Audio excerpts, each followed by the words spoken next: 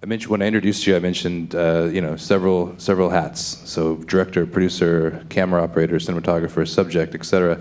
And I know that you sort of have a cinema verite approach when you're making this film.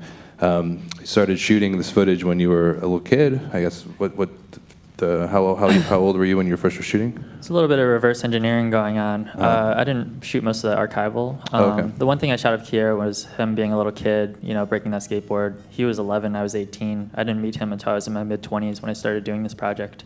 So at what point did you realize that this was the story you needed to tell, and about your own, experience growing up with a group of friends in Rockville? When did you want to turn the camera back on that and reflect? I was entering my 20s, and I went to school for literature, and I started working as a camera assistant shortly after I graduated.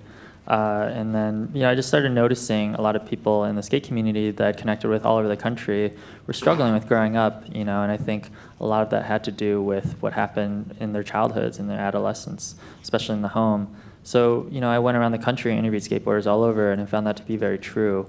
A year into that sort of earlier sort of iteration of that project, I went back to Rockford. I was looking for people there to follow, and I met this kid Kier, and I was like, oh my God, this guy is amazing.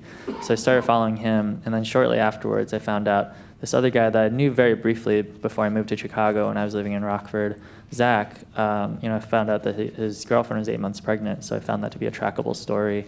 And we just took it one step at a time, and 5 years later we have this film. But I didn't go into it thinking that I would dig that deeply into my story. I didn't interview my mom until a year after Kier moved to Denver.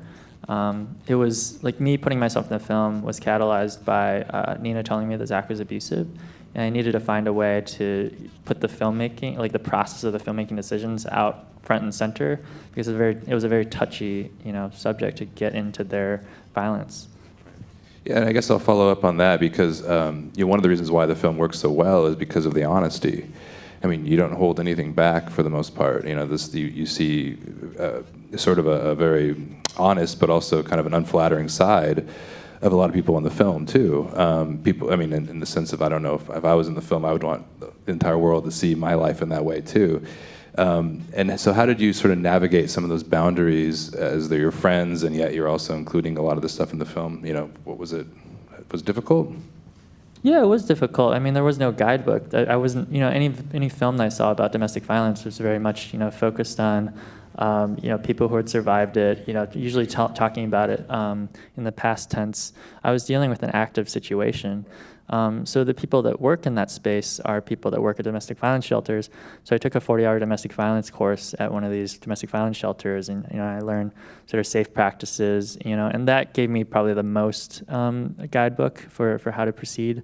But in terms of the filmmaking, I found that when I was doing feedback screenings, people were really responding to moments where I was giving volition to the people I was following. Like, for example, that scene in the car with Nina, which, I didn't plan on putting that in the film, but, that sort of showed my process and how I was navigating moving forward. And people were like, oh, that's really interesting because it gives us a window into your process. And I found that, okay, this is a way for audiences to feel like they're along on the journey, and so they can sort of decide for themselves whether or not what I'm doing is right or wrong. Well, I mean, one of the sort of fundamental aspects of cinema verite, right, is that you're a participant, and you're sort of, when Jean Rouch talked about it when he was making Chronicle of a Summer in 1960, which is one of the first films to use this sort of ethnographic, reflexive approach. He talked about it as, you're a provocateur, like the camera provokes a situation. And so sometimes, like, it's cinema truth, right? It's not truth, but it's like the truth in terms of the camera's presence. And in terms of, making this kind of really honest approach and also being part of it yourself, in terms of it being about you as well, what do you think the camera, like, allowed you to do that you wouldn't be able to do if you were writing a book, let's say, or just being an observer without a camera? I mean, what did the camera open up that you felt was the most fulfilling or important? It gave narrative to these lives. I think for the most part, what it means to grow up as an adolescent where you don't have a lot of structure is to sort of, especially if there's trauma and abuse in that upbringing, is that you lose your sense of narrative. I discovered this when I started going to a therapist. My thoughts on therapy now is that, the biggest impact that it has for someone like me who grew up in a household where my defense mechanism was just blocking things out, was reclaiming, those blocked out pieces so I can start to build a narrative. Like when I showed Zach and Kier the close to finished film, when it was finally time to, show them the fine cut, I think that's what they found most fulfilling for themselves, is seeing their lives play out as a narrative rather than the scattered series of experiences. Yeah. Well, and you use the word therapy, and I know at one point in the film, when one of your subjects says that it really felt like free therapy. And, so I guess there's the process of making the film, and that was therapeutic for a lot of people involved because they were able to sort of reflect on their own lives in a way that maybe they wouldn't. But now that the film has obviously had such an amazing release and accolades and festival awards and whatnot, what is the second process of that therapeutic evolution in terms of them now seeing their lives on on Hulu or whatever? Yeah, I mean, this is very true of like most documentary filmmakers who do character-driven storytelling. You have to deal with both the fallout and the shepherding and everything of what it means for these people to all of a sudden have a platform for people to judge them by. And so it started with, well, they didn't even know what Sundance was. They're like, what was this Utah town we have to go to do this premiere? So it started with like explaining, well, no, this is sort of a big deal, but like it's not that big of a deal, so don't freak out. And then just being there to answer questions, being open to them to reach out to you.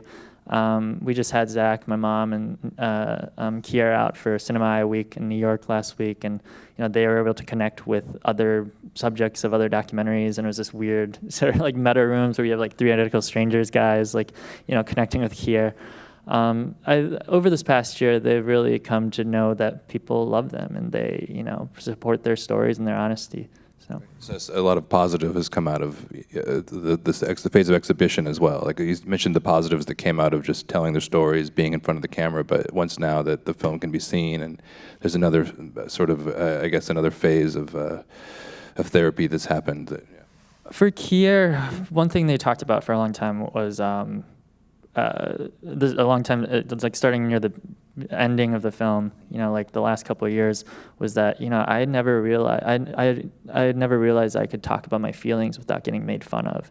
So and this is true of everybody in the film, they were telling me things that just are not normal, like those are not conversations that normally happen in those communities.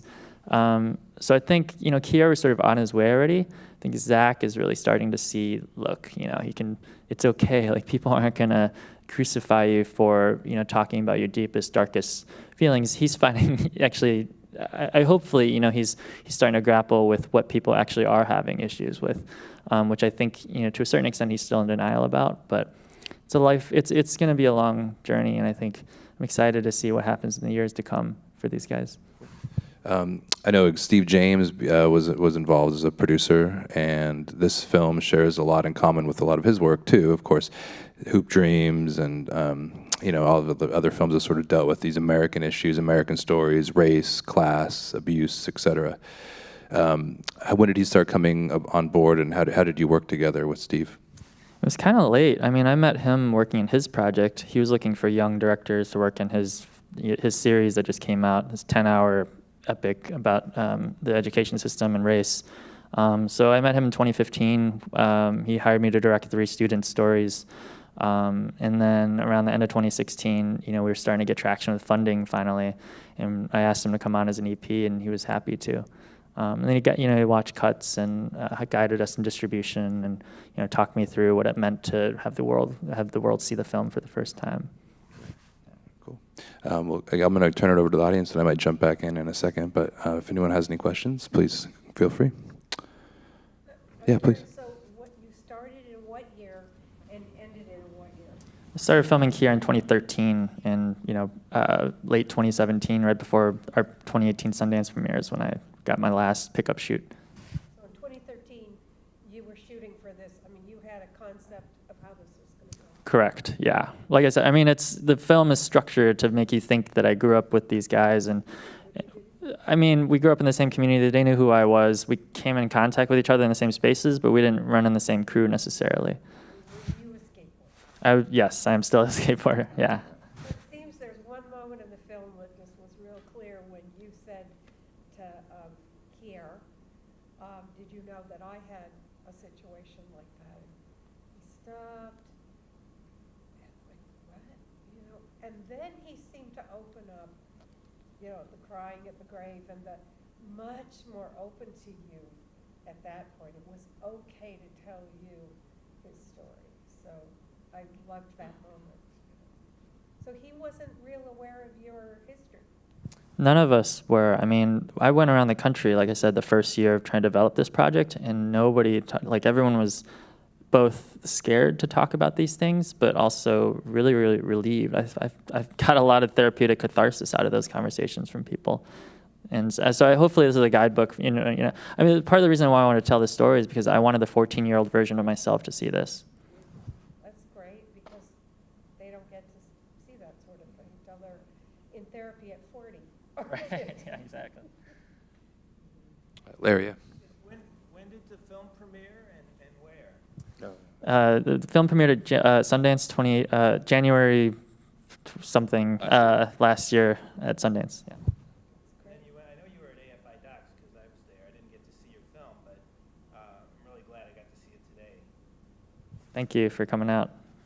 So is this going to Hulu soon? It's been on Hulu in August. It had a limited theatrical back then. It's still playing. We're like slowly getting our international deals lined up too. Yeah, please. I think it's someone said back here. Yeah, Back there. go for it. How did you finance your first camera? I saved up a bunch of lunch money. I started working as a dishwasher when I was 14, and I borrowed some money from my mom. And eBay was very new at the time, so I think it was like a $250 soccer mom camera. And this is your first feature film too, so Yes. there'll be many more, I think, to come. And there was one more question. I think, yeah, right here, please. I'm a long-time skateboarder from decades before you were born, so I know how much athletic prowess was involved in actually shooting that. But I was relieved you didn't go for the kind of thrasher punk music that is often associated with skating. Can you talk a little about how you put the music together? Because it was really nuanced and kind of had its own narrative, calm. So the music, yeah, I mean the music. I mean skateboarding always to me was more like dancing than it was like kickboxing or something. I think in many ways it feels like I feel more in touch with my feminine side when I'm skateboarding than I do with my masculine side. So I think like even the music that I listened to and I used in my skate videos when I was a teenager were things like Cat Power. It was so I think it's just an extension of my personal aesthetic taste in music, and I think I wanted to show that and have that work in concert with the cinematography, which was trying to get across the feeling of flowing and water. Right, there is the analogy to the camera as a dance, so I guess that also speaks to skateboarding, and you were shooting some of these segments on a skateboard as well, right? So. Yeah, most of it was running, because like I said, I worked as a camera assistant. I worked with a lot of Steadicam operators, so I came to know their work as a lot more freeing in many ways to do whatever you want. And I think whenever I was on a skateboard, I felt a lot more limited. Interesting. Cool. Yeah, please.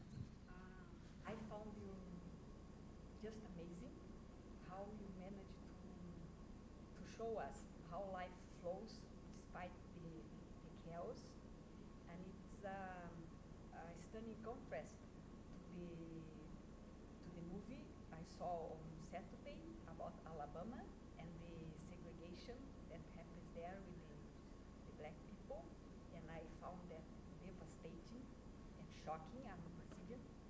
And I would like to know what could we do to make people more integrated and like you did in your movie. So the question was about what can we do to make people more integrated in terms of what you also achieved in your film. What can we do, I guess, as a country, as a big question. Yeah, I mean, there's a million different ways to answer this, but one thing I noticed is that there's less and less public spaces for people across many different aisles to interact with each other in a way that doesn't seem forced. One organic, sort of overseen way of doing that, I think, is public skate parks. Like I would never have met someone like Kiara or Zach, if that skate park wouldn't have existed. And I see that sort of interaction happen all the time at public skate parks, and it doesn't feel forced. People are not there to meet other people from around them. They're just there for this common purpose, and they happen to become friends with people that, I think they're in all the different tracks that we're tracked in life, that make it difficult for us to meet people, outside of our experience. And so a lot of times I see communities that don't have a lot of things for young people to do, spend their money on things like an indoor basketball gym or something. I don't know, and sometimes it can be hard for communities to sort of get skate parks across all those different red tapes that exist and get them built. But I think that's one thing that can be supported. Okay, maybe we have time for one more there, please. I don't really have a comment about the film, but it touched me too. When I saw on the tombstone that they, of the dad, I was born. And I don't have any children and skaters. I love skateboarders, but my dog hated them. So I always had to kind of avoid them. But I tell you, it was such a great film about just kindness really to everybody that we come in contact with. That's what I feel like right now. And I thought it was brilliant. I really am so grateful that I saw it, and I'm so grateful that I just got to be part of it. I just really feel a small part. It's what the film festival does for you too. Just thank you for being here. Thanks for sharing. Kids, that baby, oh my gosh, it really touched me. So thank you very much. Thank you. All right. Well, yeah, maybe a good note to end on as well. And you'll be here for a little bit in case people want to say hi. Okay, cool. Well, anyways, thank you so much for making your way up to Santa Barbara and being with us. Thank you for coming out to support the film, and fingers crossed on nominations coming up. Thank you. Thank you.